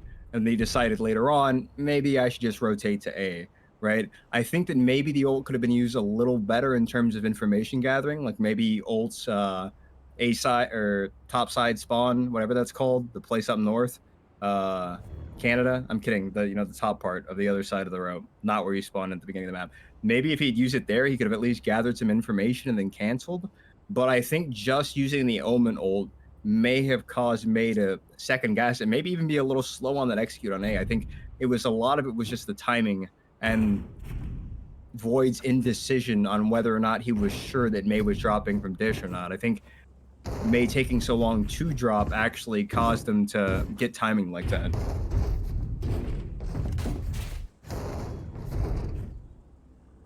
I mean, when we watch post-production, we will confirm whether or not he did ult B side or not. Ah, yes. I would be interested to see. I think that sometimes the heat of the moment of these games, when you have players at this caliber playing at this level, someone is bound to make a mistake. And maybe you just hit the wrong key. It happens sometimes. But when you're in a high pressure situation, playing against some of the best Valorant players in the entire region of North America, and bear in mind, North America is the most competitive Valorant region. If you're Immortal 2 in North America, you're probably top 10 Radiant EU, easily. Top 50 Radiant in Brazil. So when you really think about it, it's no wonder that every now and then you're going to have a bit of a mistake. That's very true. Also, on a note, if you click the bracket thing, it actually shows you who you're following at the bottom right. Like if you click it, it shows a little text button at the bottom that says following, and then it shows who you can follow. There. Wait, what? I don't see that. Like on the bracket thing. If you click I'm it. pressing that with the right bracket? I'm pressing it. Yeah. You're making something up. I'm not. Lord Kiss Me entering on the Viper. Very interesting.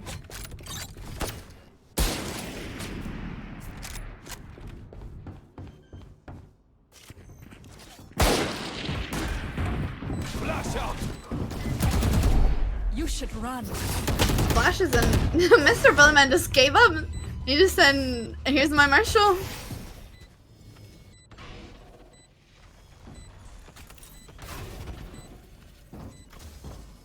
Mollies go out, and the ultimate's down, and they're just playing this post. And May comes out here, and we still have some utility from the breach, and breach flash comes out, but not quite able to pick that up, and it's the 1v4 here, and eventually picks up one and almost picks up the second, but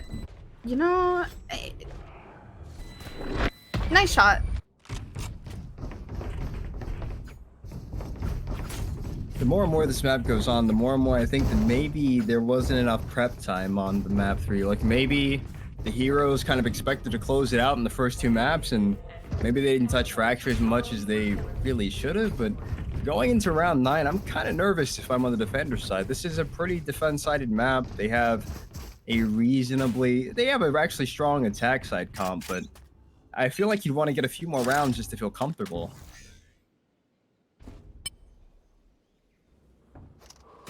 A little concerning to see them on their comfort picks and just not looking comfortable. There's a banger. Kind of ult out. Kind of good shot by Max and Grim. Puts me down. Pick up May, and you know he's gonna let that Phoenix ulti walk through clear sight, and you know he's gonna. Ooh, and he doesn't quite pick up that up, but you know, and that Phoenix ulti like ends up being so powerful, but you know it gets taken down, and A side's given for free, and we have the flankers who, you know, from our defense, you know, reflank here, and looks like Black History has the information here, and he's gonna grab both of them, and it's Void left alone, and looks like the attackers pick up that round. That's definitely a Phantom moment. If I'm using the Vandal, I don't know that I replicate that. Honestly, you put me in the same situation, I don't think I replicate that at all, but one thing I would like to call out is that May has been so consistent with his turret placement, really being a tremendous nuisance to the defender's side. It's like you want to make an aggressive play through spawn, and it's like every time they make a rotation, there's a KJ turret there. It's the most obnoxious thing ever. It's the Phantom 6th man. Like, I've been soloed by that thing before. True story. It's actually like it's almost like I should just like queue with May in my fucking ranked games, because my ranked teammates don't know what a turret is, so surely.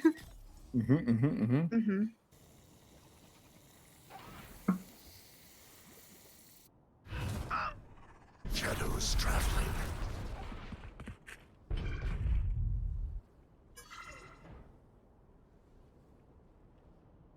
Moving the stock, and dash comes through, and the pickup there, and the defenders again just playing this basic, and Clarence just not able to shoot through the structure classic, and you know, because like that was me. Surely I get one. I don't know. My rank clicks are just kind of different. One, I think probably two, but if you're being modest, I think definitely at least one. Definitely at least one.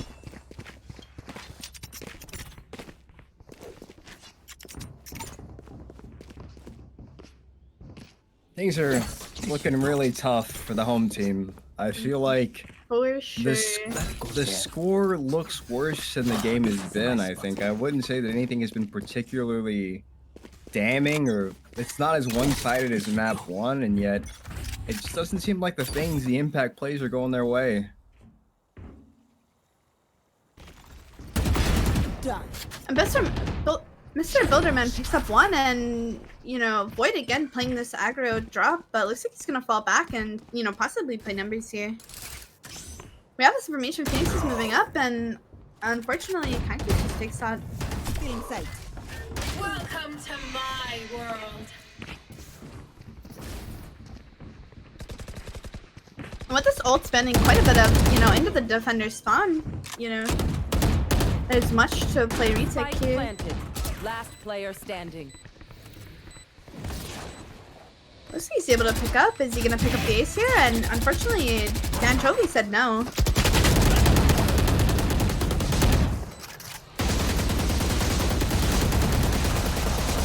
That's lots of guns going on. That's a war crime. Very much so. And the 110 scoreline is just not looking good here. We do have buys on, you know, everyone but Danchovy, and, you know, hopefully they just pick up this round and and just like start it as a, you know, a 2-10 half, and hopefully their attack would just look so much better. What I would like to see is when they're in these situations where space has to be given, they just fall back and play numbers. So Maxim, maybe with a little bit of an overheat, this could be tragedy. Really good here, but you know, Dan doesn't have armor, and you know, Clash coming out, but you know, the ult coming out as well, and you know, and you know, the typing's coming out here, and you know, that ping really coming out, and so we shall see what's really gonna go down here, as there's 1 minute left on the clock, and it is a 1v1. screen down.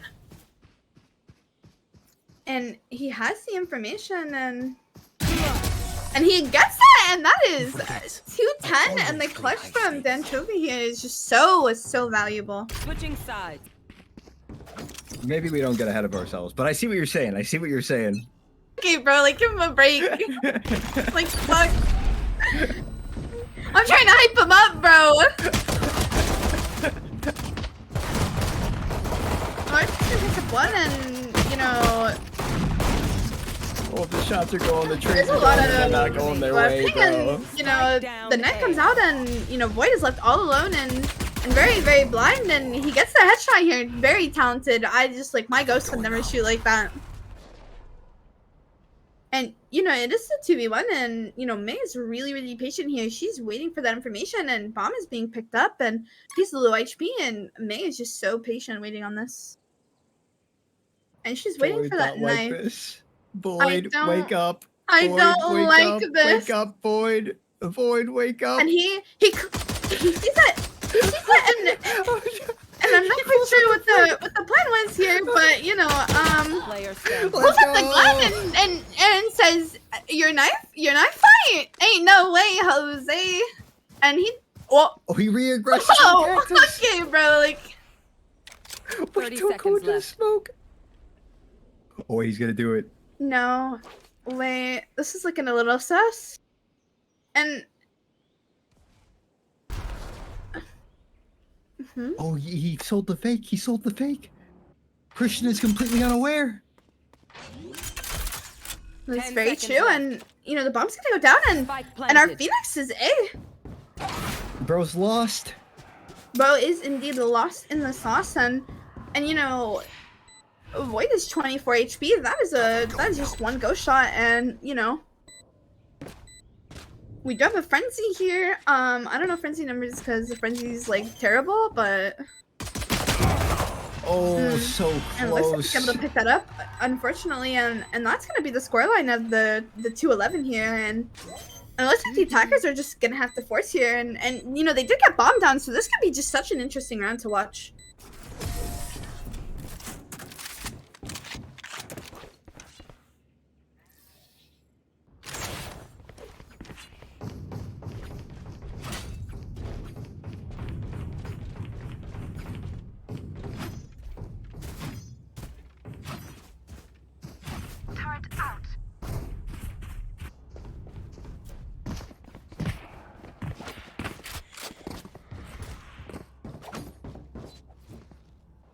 I'm really curious to how this round plays out because I think this might be the last cry of the heroes. This is maybe their last stand. Maximum Grim doing everything he can, but it looks like the scorelines on the other side are always just a little bit higher. Indeed, and you know they're gonna eat a lot of that utility. And you know that Bucky into spawn and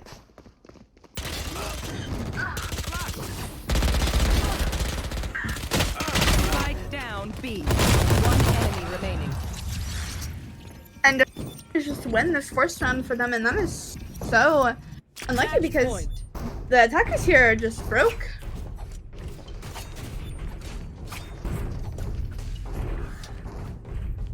This might be it. This might be all the heroes' hope down the drain. We might have to turn it into whatever it is after a trilogy. Like a 4 a G or 5 a G or okay, stop half talking. the G or half the G. Hex Yeah, a G, half the G. it's all good. You... Hex a G, non a G. Surely you just... a deca G, that's 10. Oh, Bucky. That's a good gun, brother. And, you know, they're just gonna take side, and Bucky. the defenders are just like a little confused because they're like, what's going on, homies? Bucky. That's a Bucky. And B better is just ready for this, and you know he gets his one, and the 3v3 comes out, and you know they hear this information. I mean they're not going slow, and you know Temper falls, and you know unfortunately Void isn't getting this picked up, but you know damage comes out, and you know damage left on him, and this is super winnable and losable at the same time, and you know the thing comes out, and attackers end up picking up this round. Okay.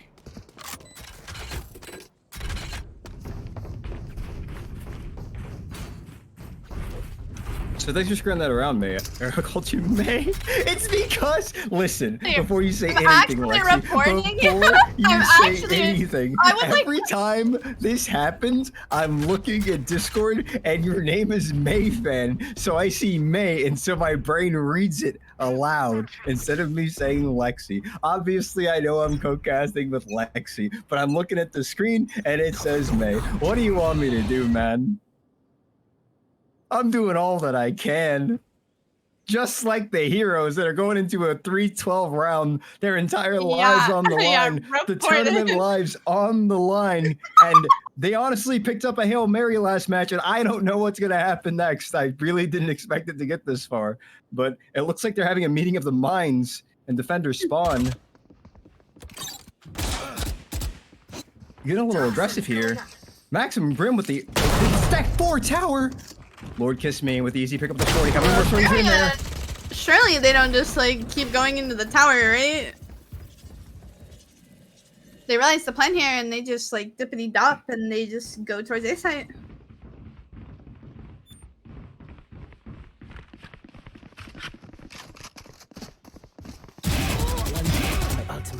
Dan Chovy. Cage triggered. Cage triggered.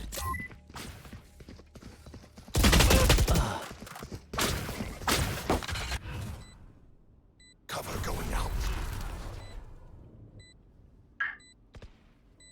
Void actually taking up some really good space here. I think this is a really good spot. I hope he ADS's because, oh, this could be huge. This could be really big. Dodges the flash entirely. Void picks up the first.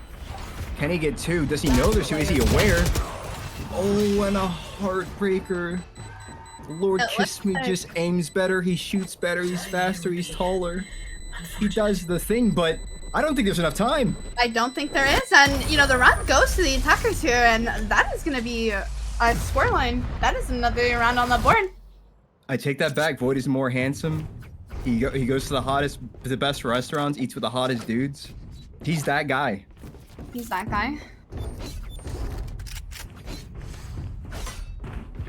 So an unlikely 4-12 scoreline, and I say unlikely because I didn't expect this to get to 3 for the attackers even, but I'm seeing a recurring theme, Lexi. I think that maybe they should have just went attack side first.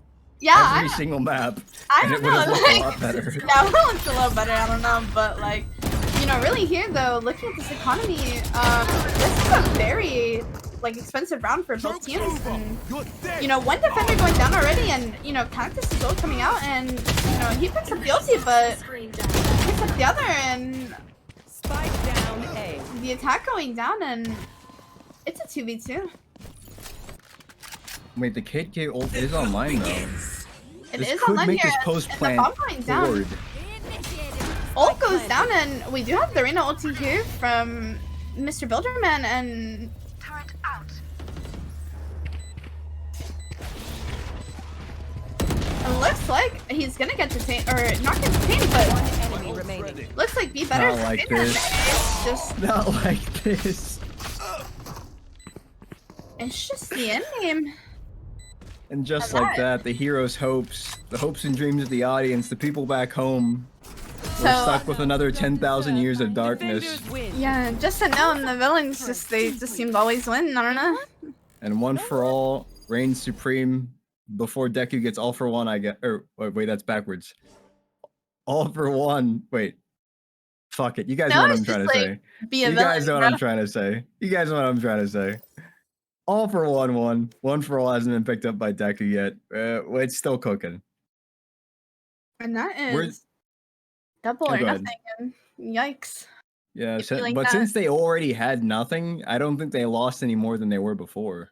So honestly, that's just the power play. Yeah. Let's bring in the leader of the villains in. The leader of the League of Villains. I went 14 and Hello? Yeah. Oh, continue. Christian, go ahead. Yeah. Tee off. Would you like to finish that sentence? No, I'm good. All right, so Christian, it looks like you guys had another impact game. It looked like we had vestiges of Icebox starting off. I was afraid it was getting a little shaky at times, but it looks like you steered the ship. Was there anything you were looking out for in particular? I was just making sure they can play the game. I see. So would you say you had a more supportive role this game? Because it seems like your scoreline isn't quite what we normally see. Normally we see a lot of flash, a lot of pizzazz. We had a little bit of, our Phoenix was a simmer this time rather than an inferno. So what are your thoughts on that? I didn't need to come out when their Phoenix is 7-17, Khalil. Fair enough. I'm not gonna touch that one. I think you make a valid point. So the villains, you guys have been the best team for the entirety of this tournament. I mean, it's uncontested. I don't think when people talk about the greats, they say Cactus, Lord Kiss Me, TK Wash, THK Chancellor, Hase. So what do you think the next step is for the villains? I think we can just keep winning. And there you have it, folks. I mean, he's smart, he's fast, he's handsome, he knows what he's doing. It sounds like the villains are here to stay. I think we're going to have many more tournaments. I think Christian's very confident in his ability to grow the team and continue their legacy. So, Christian, would you like to say anything else to the audience? Maybe the fans back home? I think the heroes should disband. There you have it. Fans at home, rest assured, the villains will reign supreme because if Christian has his way, the heroes will disband. Thank you very much for the interview. No problem.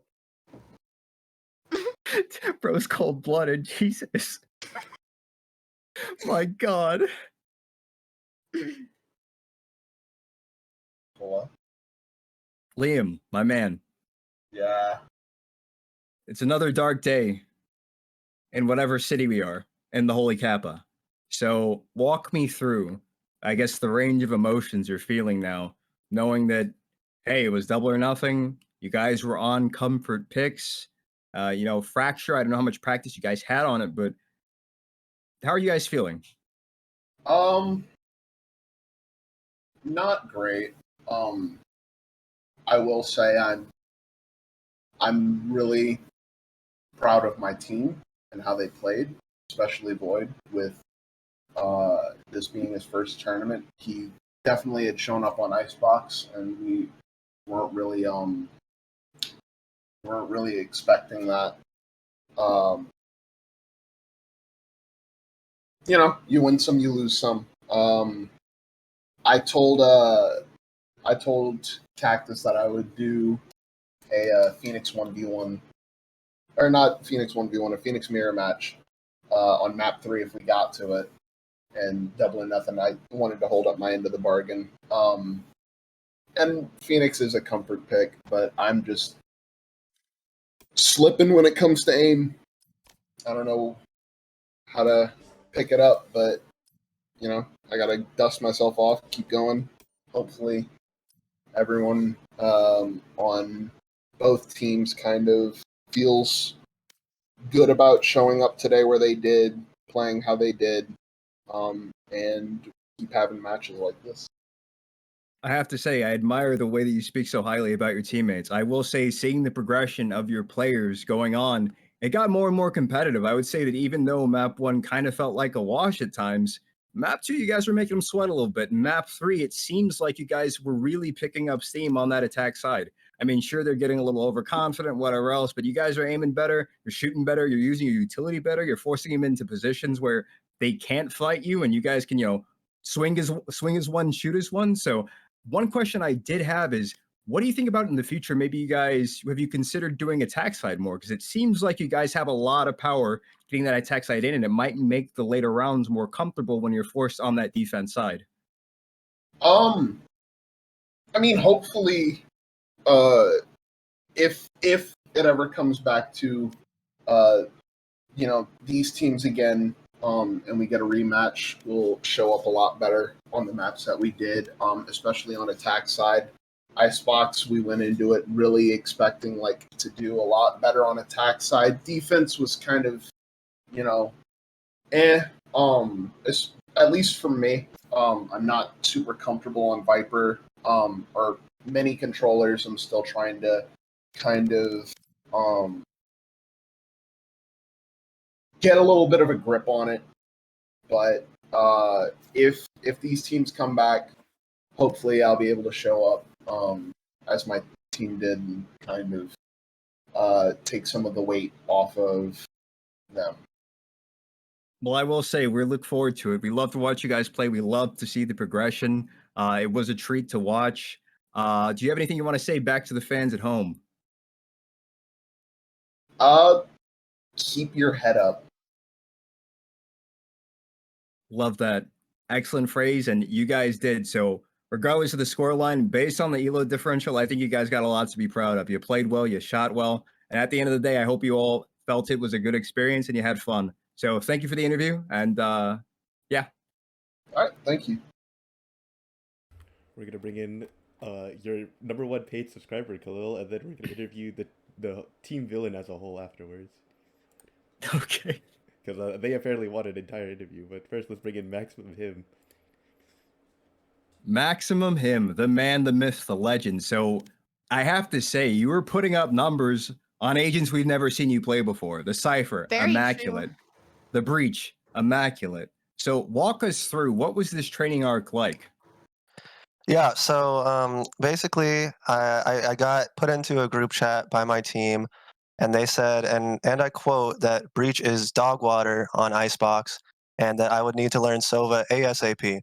So what I did is I watched a lineup video, and I learned the lineups, and then I also I watched a Cypher lineup video and learned those. And then other than that, I tried to click on their heads as best as I can. So while you were doing this studying, did you also pick up a PhD in geometry? Because I saw some angles that I didn't know were possible. So like, is that something that was part of the curriculum? No, and actually, funny you should say that, because I almost failed geometry in high school. So I would say purely beginner's luck. That's insane, because honestly, it was a treat to watch all of your lineups. You were doing some things I didn't see before. If I were on the enemy side, I'd be a little frustrated with what was happening. So looking into the future, do you think we can see more flex picks out of you? I think it's been really exciting for the viewers to watch. Yeah, I've been known as quite a one trick on the Breach agent here for the past few years, but I'm looking to expand my pool for whatever the team needs. I just need a few videos to watch beforehand, but I think I can get into shape there. That's awesome. We'd love to hear it. So do you have anything you want to say? Any final words? Yeah, I don't know. I wasn't listening to the previous interview, so I don't know what my leader said before, but I just want to say I'm really proud of the performance that my team put out there. We had a bit of roster turnaround there at the end. We had a cancellation of one of our teammates at the last minute, and I think Void stepped in and did a great job. I know he tried his best, and I just want to say that, I'm really proud of the team today. Love the positivity out of you guys. You're all on the same track. I think it was a treat to watch you guys. I love the progression of you guys adapting and persisting through what seemed like honestly, it was really tough game one. Part of it seemed like a wash, but you guys kept trying. You kept putting it up despite the ELO imbalance, and you made it competitive. You really did. We had a game on our hands in game two, and I think maybe in the future, I'd like to see you guys maybe do an attack side pick a little more often, because you guys really put up numbers there. So thank you, Max, for the interview, and great game out there. Thank you. Thank you. All right, and our final interview with Team Villains coming up. Oh. Top sub. Yo, so do you guys have a conscience or no? Yeah. Do you see what our team name, man? Yeah. Wait, what's your team name? The Villains, man. How's that a conscience? That's a conscience. The sky dogging, the little buddying, the disrespect, the shooting, the bodies. I saw some war crimes. Honestly, you guys That's should be what villains surprised do, that I bro. don't have you guys actioned right now. We're just villains, That's how it is. So I mean, you guys really live up to the role. You played it through great. You're really playing the role of a villain. Was there anything that any of you were concerned about? Were you surprised by any of the turnabouts in the game? My friend, let me tell you. The thing is, they play themselves to be heroes. They believe themselves to be heroes. But we always knew their weaknesses. We knew their strengths, none by the way. We knew their limitations, everything. Right. We used it to our advantage. We knew how to make them fall. And every time they failed, it's because they weren't strong enough and they weren't brave enough. And the truth is, they were just a means to an end, alright? Disband, never come back, no rematch. Or they can if they want, but I don't want to get disrespected twice after that, you know? Those are strong words coming out of what seems like, I will say, the ace for the villains. So, Lord Kiss Me, tell me, you have a pretty deep champion pool. It seems a bit like a champion ocean, Agent Ocean, pardon. What were the machinations of your mind when you selected your agents? Was there a playstyle you were going for? Were you feeling for the team? Were you doing whatever the fuck you wanted to? I'm glad you asked. Game 1, I actually played Gecko solely for the reason that I liked the song they released when they released the agent. So that was pretty nice. It just worked well into them because they have no idea how that agent works, and it shows. Game 2, I played Sky. That's actually a comfort pick because I watch a lot of Subrosa, and it just worked out. What? I think I played Sky because we wanted to go no smokes. We called for no smokes, so I was like, okay, I'll just get like more flashes. Game 3, I locked in Viper because our captain called to make them suffer. So I played Viper. That was like the one actual pick. One thing that we did miss was we didn't see many lineup Larry moments, which I was kind of excited to see. But one particular matchup we were really looking forward to was the C. Wilson v. Lord Kiss Me duel. You know, the fated duel, and it seemed very one-sided today. Khalil, did he show up today? I didn't know he was playing. Was he playing? I'm gonna be real with you. We're both immortal. We're not both strikers. Never forget that. I need to ask production if. Wow. Can he say that? Production? Is that? Can we air that? Yeah. I think he can say whatever we want, considering there was a certain round on Pearl that we witnessed as well. Yeah. So I think I do have confirmation that Z Wilson V was in fact present. I'm also pretty sure that his monitor was turned in, and so was his mouse and keyboard. So maybe an off day out of him. I can. He probably didn't have his carne asada fries. To be fair. Oh, so please tell us the lore about that. What's the carne asada fries? Every time he gets hungry, that's all he eats. It's his go-to food. I think it gives him superpowers. It's like a senzu bean. So you must have like skipped that. I will bring this up, and I want to know because you are the ace. You guys are the reigning champs.